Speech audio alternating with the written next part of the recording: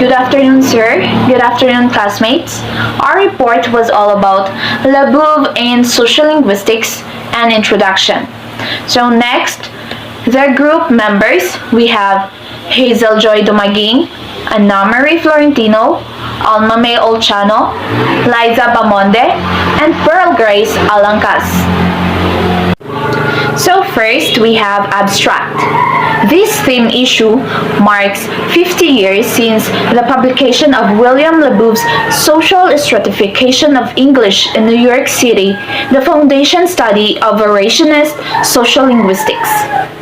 In this introduction, the editors offer the rationale for the shape of the theme issue.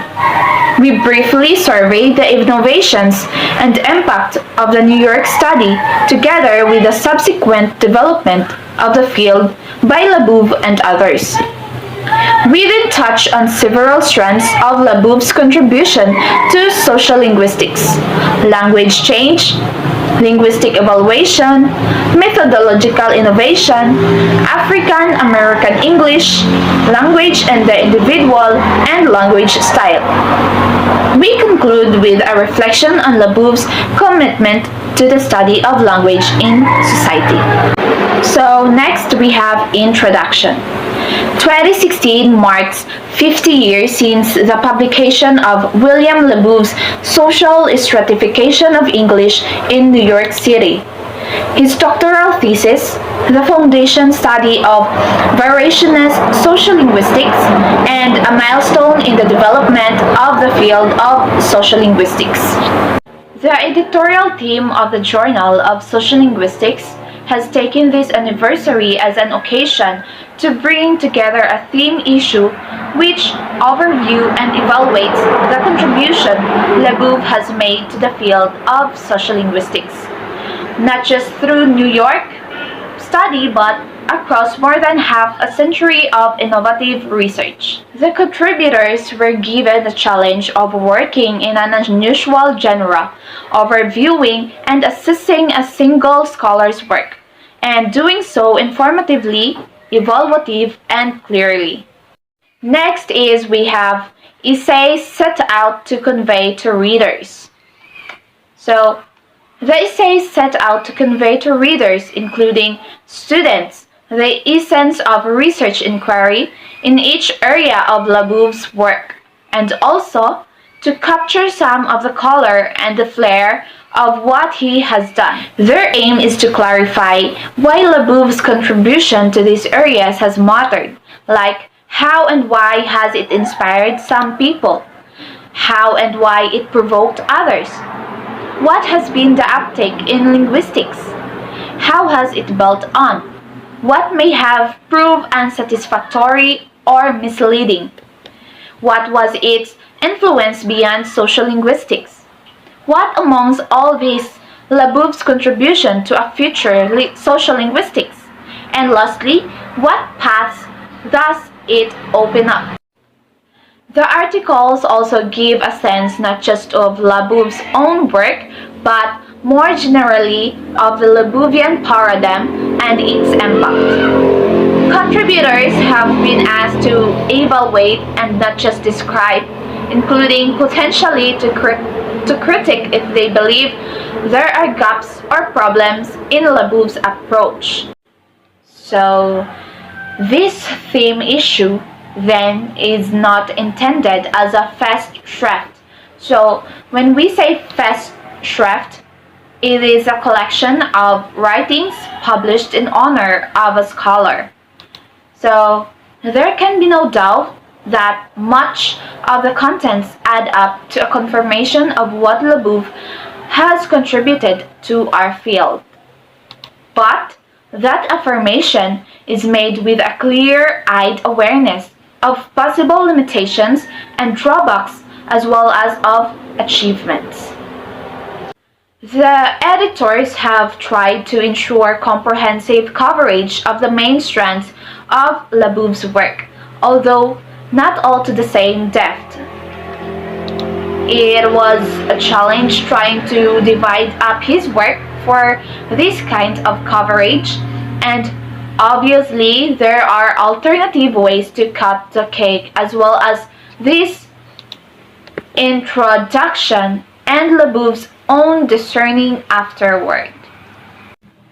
There are 9 substantive essays, and 6 of those are longer articles which cover what we identified as the major areas of Labov's contribution. And those 6 are sociolinguistic change and theory. Second, linguistic theory. Third, sound change. Fourth, methodology, and followed by narrative and equity and African American English. So, 3 shorter pieces cover important dimensions of Labov's work, which could not adequately corralled in the longer papers, which are Gall on Labov and Anthropology, and second, Thomas on the Atlas of North American English, and lastly, Stanford on Labovian Research Beyond English.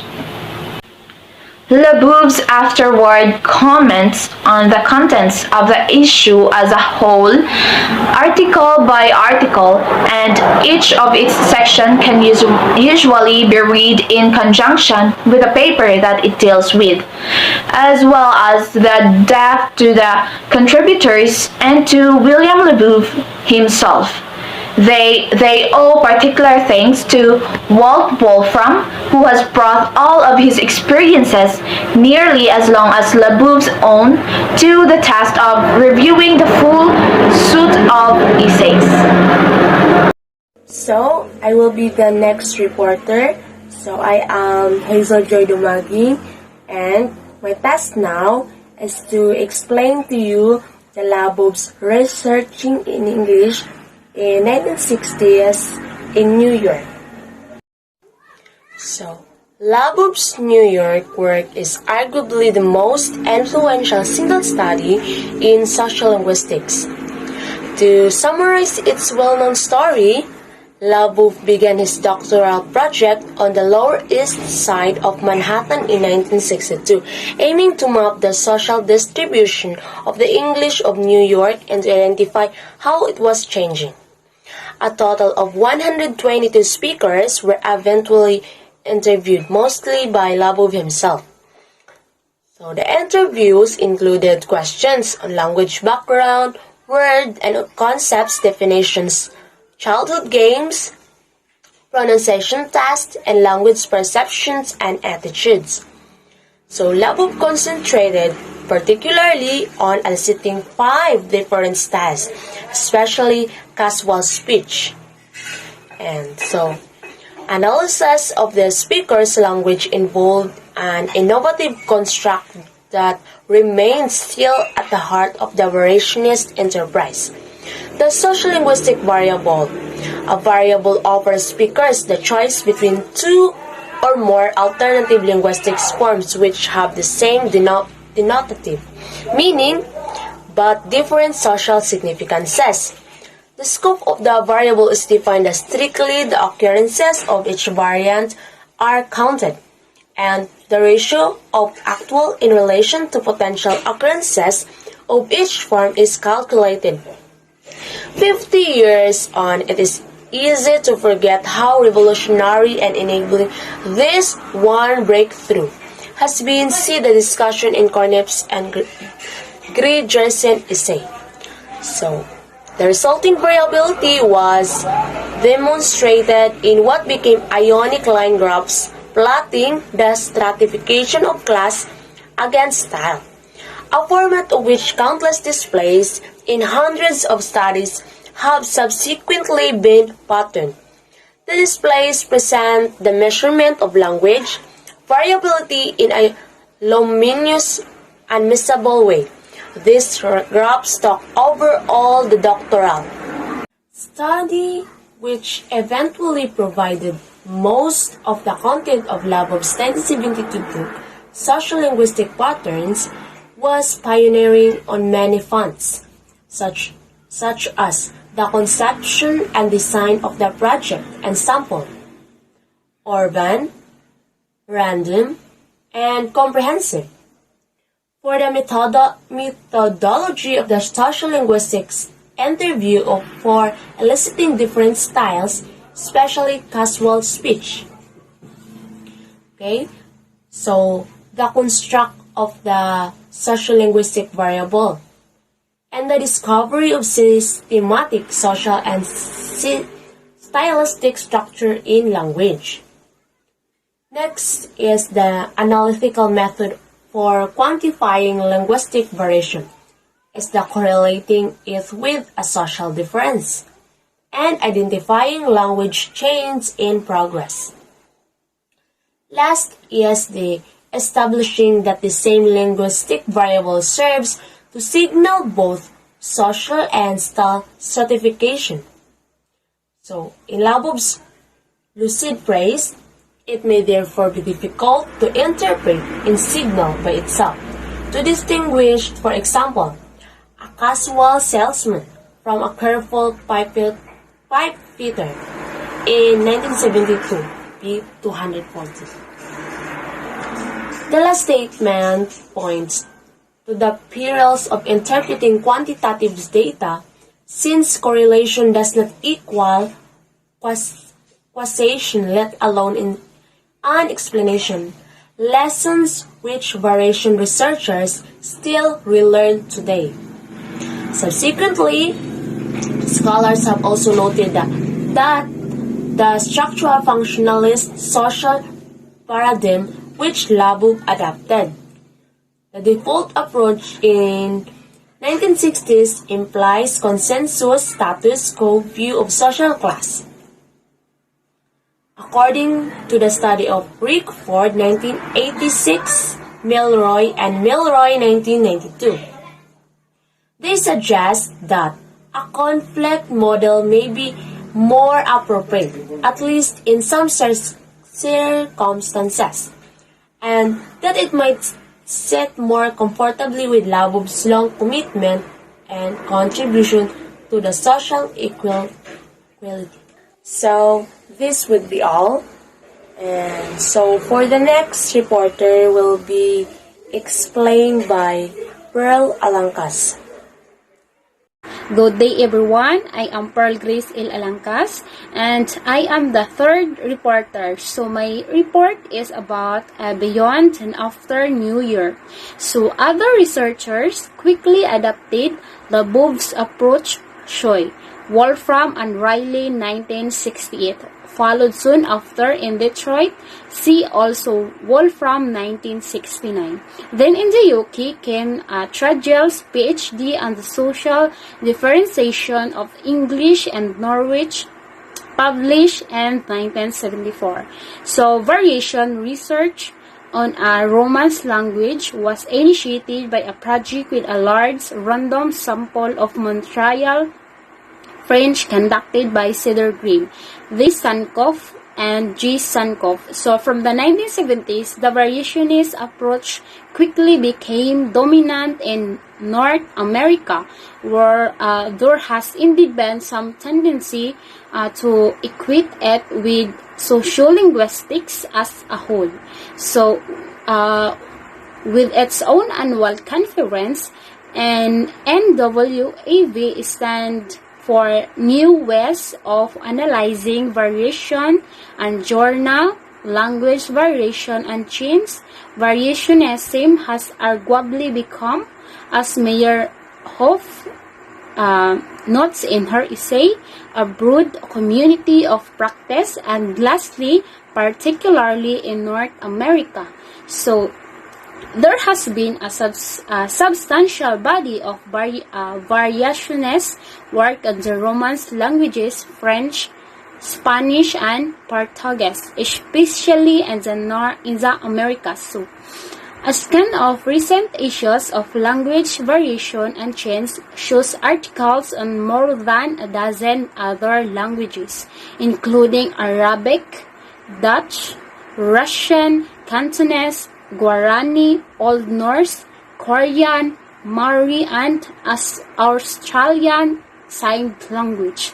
So Stanford's article in this issue discusses the influence of Labovian variationism on the study of languages other than English, especially small languages, is non-Western context. So, nevertheless, the predominant work in the paradigm remains on English plus the Romance languages.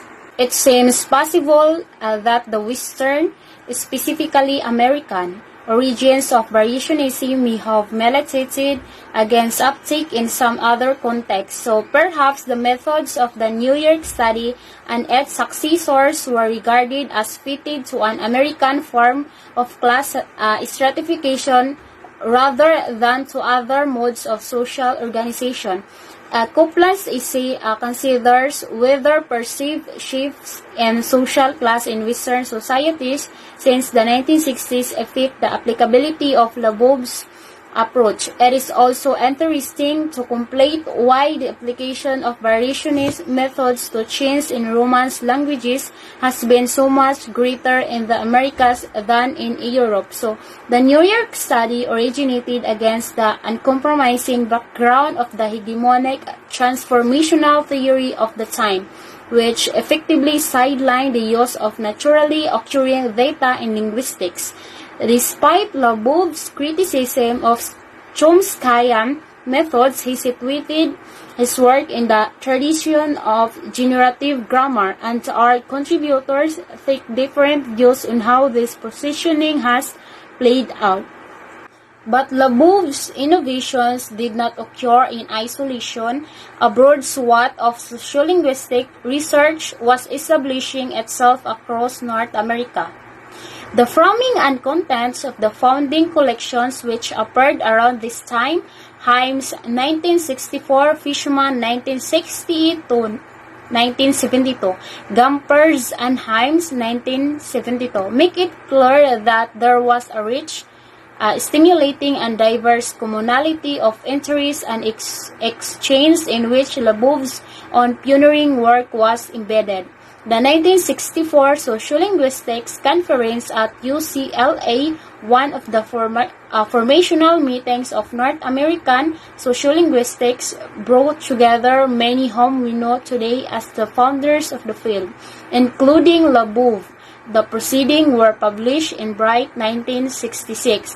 Fishman's 1968 collection entitled Readings in the Sociology of Language carried a chapter by Labov on the New York City study, but also ranged across contribution by Lambert, Liberson, Jacobson, Haugen, Bernstein, Ferguson, Himes, Gompers, and many others, well beyond what would now be regarded as the sociology of language paradigm. So, nevertheless, Labov, with his New York City study, was the unique founder of variationist sociolinguistics, and the core of his approach has remained remarkably stable since. So, the proceedings of the first conference on new ways of analyzing variation in English bore this dedication to William Labov, who freed us from static analysis.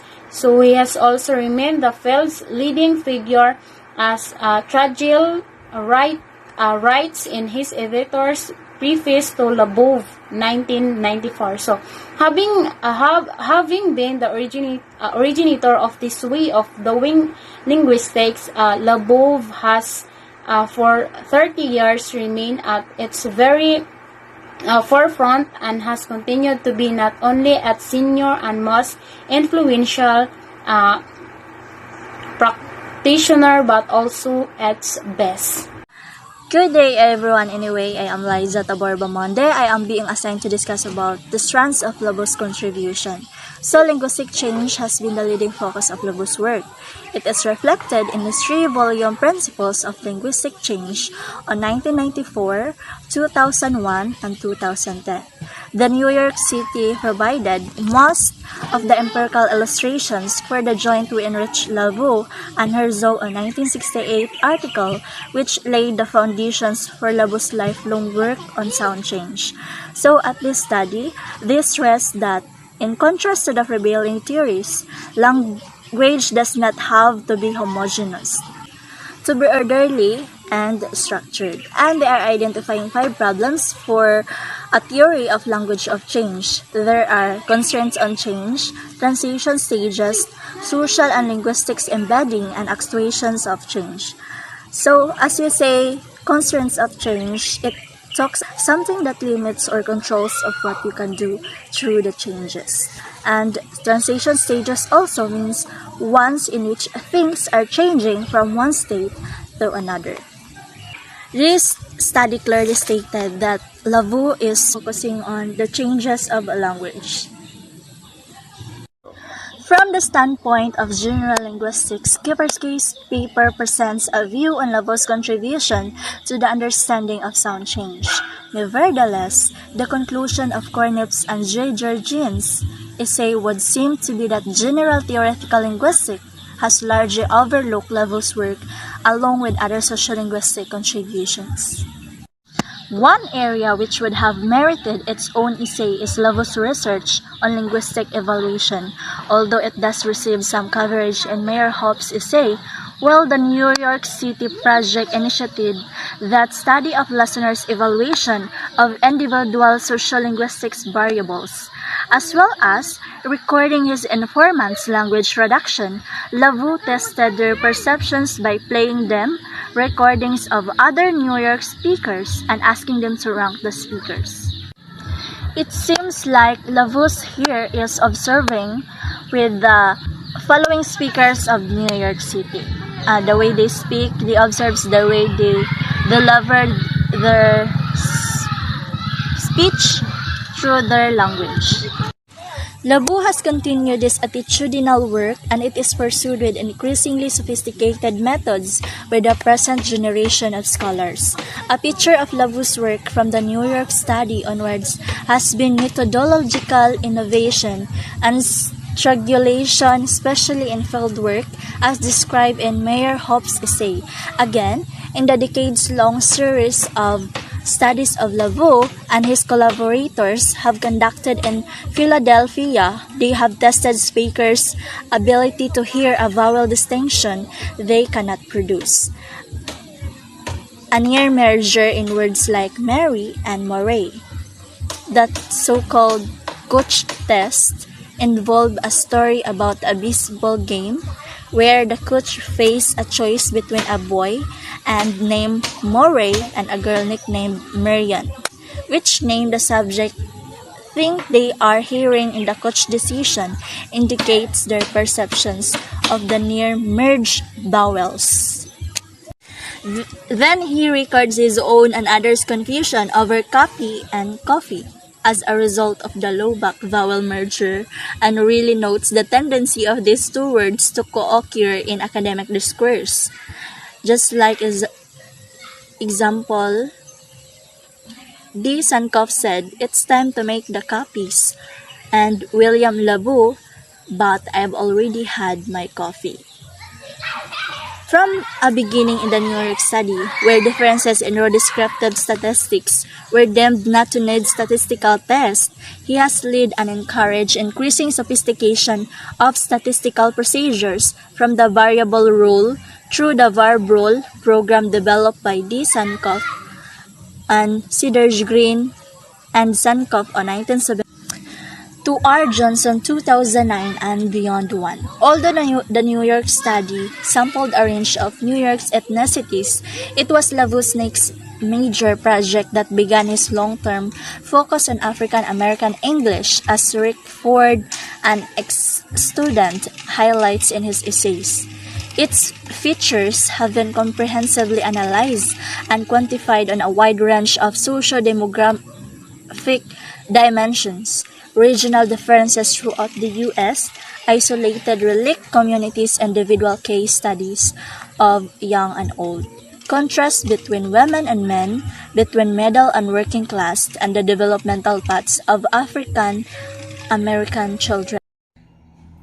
Conclusion: where language meets society. So a quick of Labov's positioning in the 1960s and 1970s was that he queried the label sociolinguistics in his introduction to what was one of the first books with a term in its title, since it implies that there can be a successful linguistic theory or practice that is not social in 1972. His earlier preface to the New York study merits careful reconsideration 50 years on. So, according to Labov 2006, sociolinguistics is more frequently used to suggest a new interdisciplinary field, the comprehensive description of the relations of language and society. This seems to me an unfortunate notion, presuming all series of purely descriptive studies with title bearing on the central theoretical problems of linguistics or of sociology. His own intention was to solve linguistic problems, bearing in mind that these are ultimately problems in the analysis of social behavior. Although Labov makes it clear that his own focus is on linguistic issues, there is an implication in the quotation which indicates a converse and appropriate sociolinguistics will also legitimately deal with issues in social theory. It will avoid just describing and will not be theoretical on its social dimension any more than on the linguistics. So the danger of being just descriptive remains always with us, perhaps even more sharply in the 21st century, where the term sociolinguistic has broadened to over such a wide range of inquiry. G. Milroy, 1992, cites Labov as stating that the nature of linguistic data can make linguistics the most exact of the social sciences. The capturability of language also makes the material that we study arguably the most usable data available through which to examine many socio-theoretical issues.